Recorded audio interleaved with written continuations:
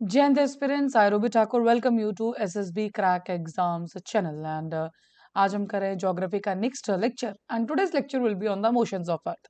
सो आज के पूरे लेक्चर में हम पढ़ेंगे रोटेशन के बारे में, रेवोल्यूशन के बारे में एंड कुछ फैक्ट्स जो पर्टिकुलरली अर्थ की मूवमेंट के साथ हम रिलेटेड करते हैं, जैसे कि समर सॉलिस्टिस हो गया, विंटर सॉलिस्टिस, इक्विनॉक्स, तो हम इन सब चीजों पे बात करेंगे। So the first of all we all know rotation of the earth और rotation of the earth और revolution of the earth, ये दो मोशंस हैं जो अर्थ फॉलो करता है। बेसिकली अगर जो हमारा अर्थ है वो अपनी ही जगह पे घूम रहा है like this particular it is rotating, इसको हम क्या बोलेंगे, रोटेशन। लेकिन जब वो किसी चीज का चक्कर काट रहा है so will be calling it as what, that is the revolution. So the earth rotates it along एक नॉर्मल एक्सिस, कौन सी, ऐसे स्ट्रेट, और इसी के अराउंड घूम रहा है एक पर्टिकुलर जगह पे, तो हम उसको क्या कहेंगे, will be calling is the rotation.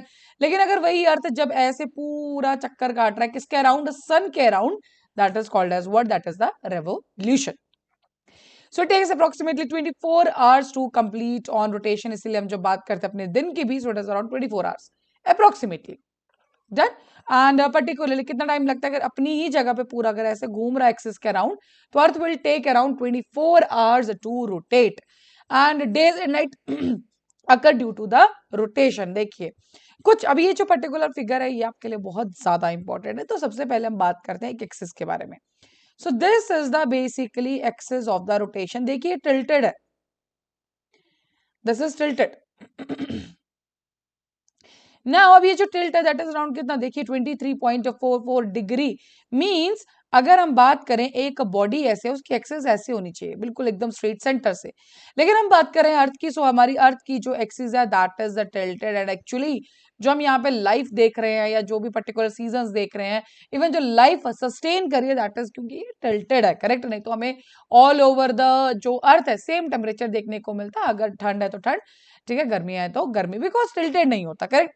Because अब आगे वाले लेक्चर में हम देखेंगे कि कैसे टिल्ट की वजह से कितनी सारी चीजें हमारे लिए सॉर्ट हो जाती हैं ना। सो कितने पे टिल्ट है, दिस इज अराउंड 23.5 डिग्री, जो एक्चुअल होनी चाहिए थी एक्सेस, उससे हमारा अर्थ टिल्टेड है अराउंड 23.4 डिग्री पे, ठीक है। पहली चीज तो ये, and so this is only, क्या आपको ध्यान रखना है टिल्ट। अब देखिए टिल्ट की वजह से, let's suppose we are having this, यहां पे अगर सन है, डन, तो जो सन की जो पर्टिकुलरली हमारी रेस पहुंचेगी कहां तक पहुंचेगी, सिर्फ इस पर्टिकुलर पोजीशन की वजह से। तो जब हम समर सॉलिस्टिस विंटर सॉलिस्टिस पढ़ें तब मैं आपको बताऊंगी कि क्यों चीजें डिफरेंशिएट होती है। अभी के लिए आपके लिए इतना इंपॉर्टेंट है कि यस, जो हमारा मेन जो एक्सिस होना चाहिए था उससे जो ओरिजिनल एक्सिस है, रियलिटी में जो एक्सिस है that is tilted 23.4 degree, correct. चलिए नाउ, एक हमेशा से आपने क्वेश्चन देखा होगा कि why are days are always longer than nights at the equator, कि इक्वेटर पे जो है हमें दिन की लेंथ नॉर्मली बड़ी देखने को क्यों मिलती है। सो आप लोगों ने एक का कंसेप्ट पढ़ा होगा, दैट इज द रिफ्रैक्शन हो गया, रिफ्लेक्शन, डिस्पर्शन, ये सब आपने साइंस में पढ़े। सो उन्हीं कंसेप्ट को यहाँ पे लगाइए। होता क्या है कि हमारे पास एटमॉस्फेयर है, we do have atmosphere, atmosphere के अंदर डस्ट पार्टिकल्स हैं, डन। होता क्या है कि जो हमारा सन है बेसिकली एक्चुअल अभी होराइजन के नीचे होता है, डन। सो ये रहा हमारा होराइजन, इसके नीचे होता है ये, ठीक है। अब होगा क्या कि पर्टिकुलरली रे ऐसी जानी चाहिए थी, ठीक है, दिस इज द टाइप। लेकिन रिफ्रैक्शन की वजह से क्या होगा, हमें दिखेगा क्या, बिकॉज डस्ट पार्टिकल्स हैं, ठीक है, लाइट को रिफ्लेक्ट कर देते हैं, सो उसकी वजह से हमें लगता है कि जो हमारा सन है वो कहां पे है, ये रहा यहां पर, डन। तो अपरेंट पोजीशन जो हमें लगती है वो यहाँ पे, लेकिन एक्चुअल में कहाँ होती है, यहीं पे। इसी के लिए आपने देखा होगा जब प्रॉपर सूर्योदय होता है उससे पहले भी हमें दिन चढ़ता दिखता है, क्यों, that is due to the this refraction and all, correct. इसीलिए क्या लगता है हमें कि जो हमारा दिन है पर्टिकुलरली लॉन्गर है than the nights at the equator. Reason क्या है इसका, atmosphere, correct, due to the presence of atmosphere, correct, हमें क्या देखने को मिलता है, दिन बड़ा। देन एक तो फैक्ट आपको रोटेशन और के साथ ये याद रखना है ना। दूसरा, जब हमने देखा है कि जैसे जैसे लैटिट्यूड हमारा बढ़ता जाता है, will discussing about the latitude and longitudes, आपको पता भी होगा इसके बारे में, जब लैटिट्यूड बढ़ता जाता है तो हमारा जो टेम्परेचर है वो कम क्यों होता जाता है। मैंने आपको क्या बताया कि जो हमारा अर्थ है वो क्या है, टिल्टेड, डन। और जो हमारा अर्थ है वो basically this is the earth, ये रहा सन, यहाँ पे हमें लैटिट्यूड्स देखने को मिलते हैं। यहाँ पे we do have the Tropic of Cancer, बताएंगे हम चलिए अब यहाँ पे लैटिट्यूड्स डिस्कस ही कर लेते हैं, then will be more easy for you to relate the things, correct. चलिए लैटिट्यूड से आपको ध्यान रखना है जो हमें हॉरिजॉन्टल लाइंस मिलते हैं, लैटिट्यूड लेटे हुए जो है, ठीक है, जो लेटे हुए लाइंस है that is called as the latitudes, and जो बिल्कुल ऐसे वर्टिकल उसमें will be calling it as what a longitudes. ये रहा हमारा अर्थ, डन। अब अर्थ में क्या हुआ, पहला एक लैटिट्यूड जो बिल्कुल हाफ में इसको डिवाइड करता है that is our 0 degree. Then उसके ऊपर जो मेन लैटिट्यूड्स पे हम बात करेंगे, we do have our 23.6 degree पे कौन सा हमारा ट्रॉपिक ऑफ कैंसर, डन। और सेम उसी एंगल पे सर्दर्न हेमिस्फीयर में we do have our Tropic of Capricorn, and यहाँ पे हमारा आ जाता है ऊपर आर्कटिक सर्कल, एंड यहाँ पे क्या आ जाता है हमारा एंटार्क्टिक सर्कल, ठीक है जी। अब एक ध्यान रखिएगा, जो हमारा बेसिकली अगर बात करें तो लैटिट्यूड्स का हो गया, सिमिलरली हमारे पास लॉन्गिट्यूड्स भी हैं, वी डू हैव लॉन्गिट्यूड्स जो नॉर्थ पोल को साउथ पोल से कनेक्ट करते हैं,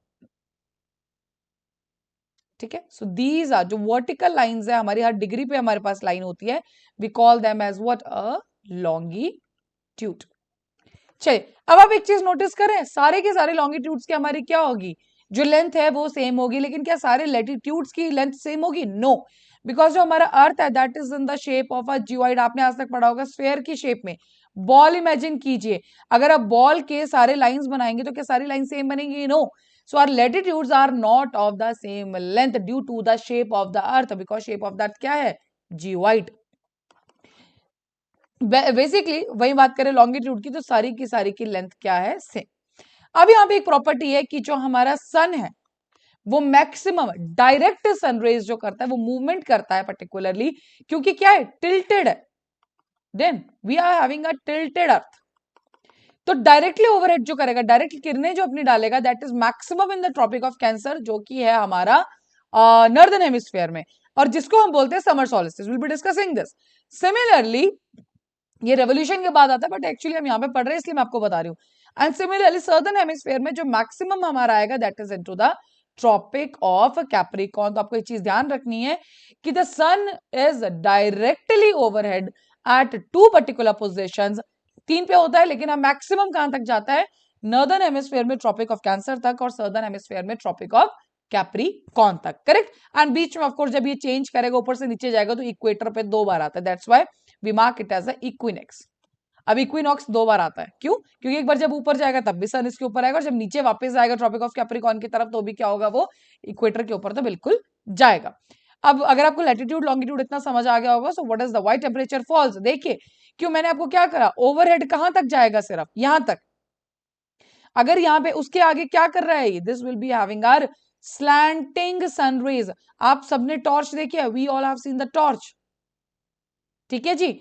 अब टॉर्च जब आप ऑन करते हैं क्या सारी ऐसे जाती है लाइट, नो, कैसे जाती है लाइट, ऐसे, ठीक है। यहाँ पे बिल्कुल आपको साफ सुथरा दिखेगा, लेकिन धीरे धीरे धीरे लाइट तो जाएगी, लेकिन बहुत ही ज्यादा फेडेड लाइट हमें दिखती है। Same is the thing with the sun also, Tropic of Cancer, Tropic of Capricorn तक तो हमें स्ट्रेट लाइट दिखती है directly overhead on these particular latitudes, लेकिन उसके बाद क्या आ जाता है, स्लैंटिंग सन रेज, ठीक है जी। तो ओब्लीक रेज, ये सारे वर्ड्स आप पढ़ेंगे बुक्स के अंदर, ठीक है जी। तो ये पॉइंट है, इसीलिए क्या होता है, जब सनलाइट ही कम आएगी, हीट कम होगा, हीट कम होगा तो क्या होगा, टेम्परेचर कम होगा, correct. So this is the answer. So rotation के साथ हमें इतने फैक्ट्स देखने थे, because this is all for की मूवमेंट कैसे चलती है, जैसे मैंने आपको बता दिया डायरेक्टली क्या है कि वो घूमेगा अपने इसके से, correct. Now next is the revolution, मतलब बीच में हमारा सन है उसके राउंड चक्कर काटना है।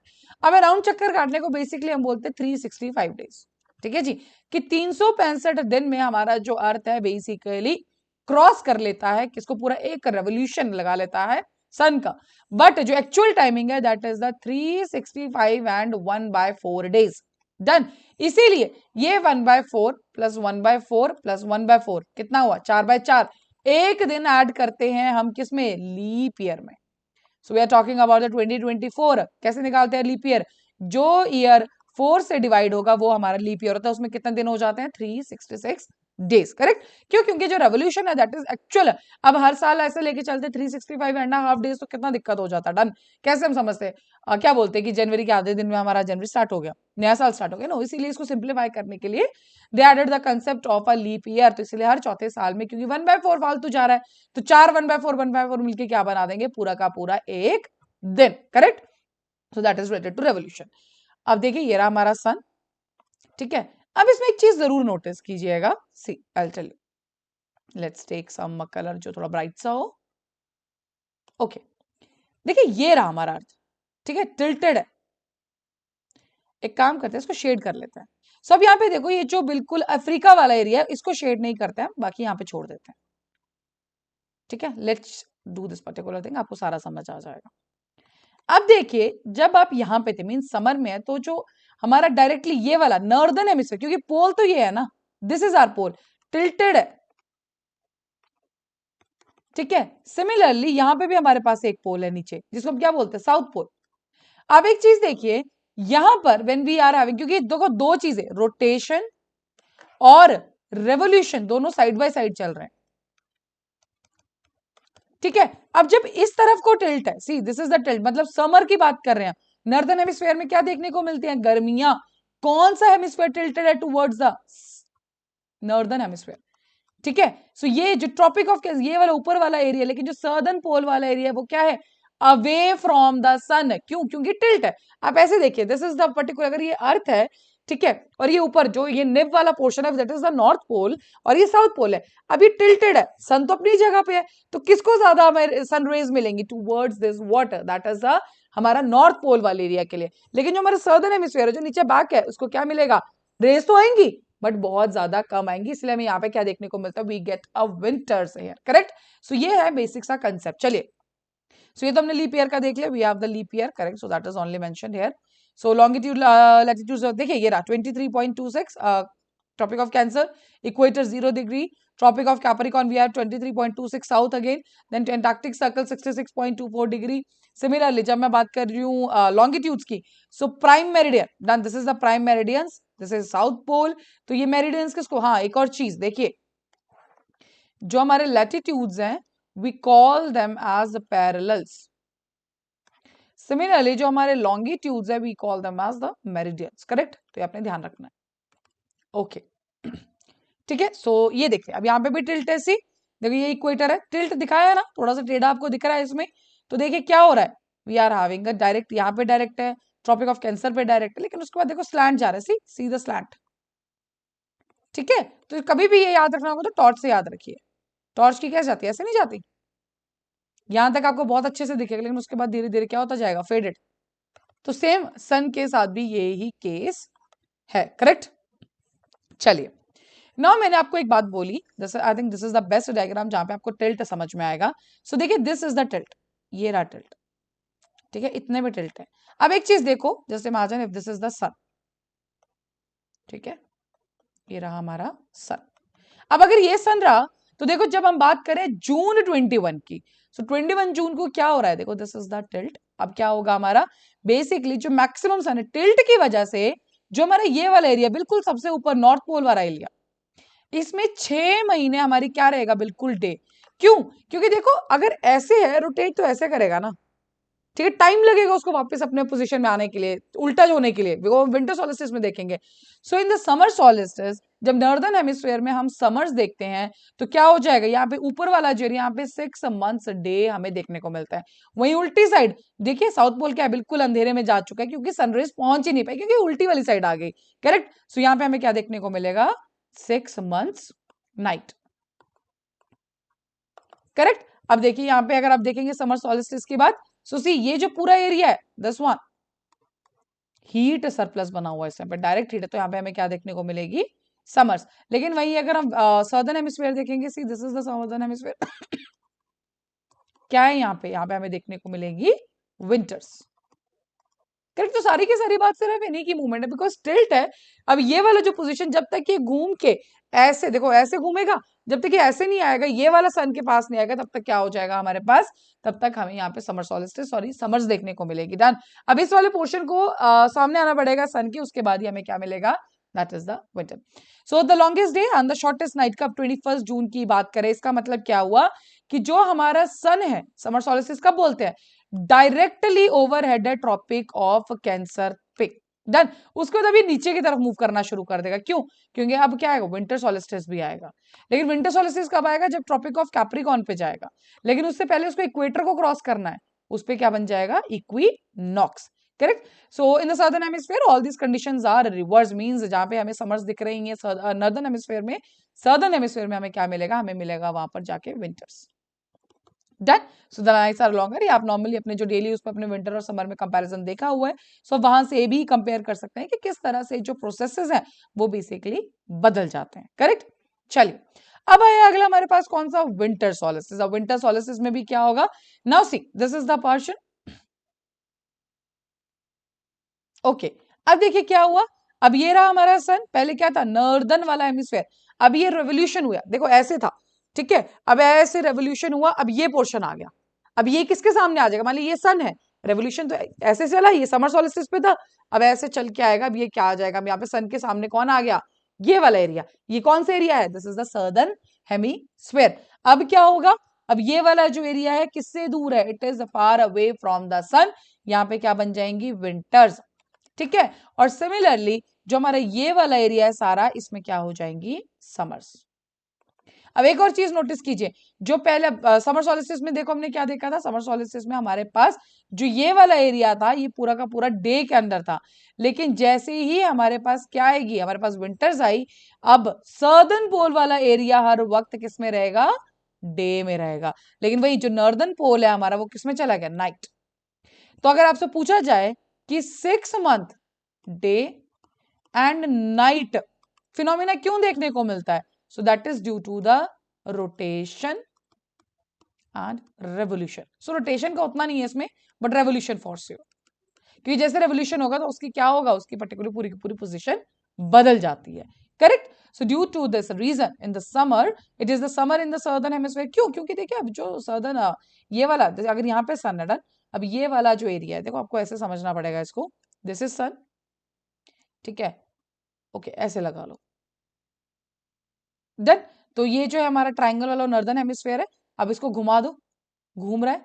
अब एक टाइम क्या आएगा, अब ये घूम तो रोटेट तो अपनी जगह पे, रोटेट से कोई फर्क नहीं पड़ेगा. अब देखो ये रोटेट जितना मर्जी कर ले तो ऐसे रहेगा, लेकिन एक टाइम में क्या, जब घूम रहा है तो यहाँ पे ऐसे आएगा. तो पहले देखो ये वाला पोर्शन सन के सामने था, अब कौन सा आ गया, ये वाला. ठीक है. तो बस इतना सा ही कंसेप्ट है समर सोलिस्टिस और विंटर सोलिस्टिस के अंदर. करेक्ट. सो दैट रिवर्स अपन, अब इसमें क्या हो जाएगा, अब जो हमारा सदर्न नॉर्दर्न हेमिस्फीयर की बात करते हैं, विंटर्स होंगी, तो क्या होगा, डेज छोटे हो जाएंगे एंड नाइट्स बड़ी हो जाएंगी. ठीक है. सो जस्ट उल्टा.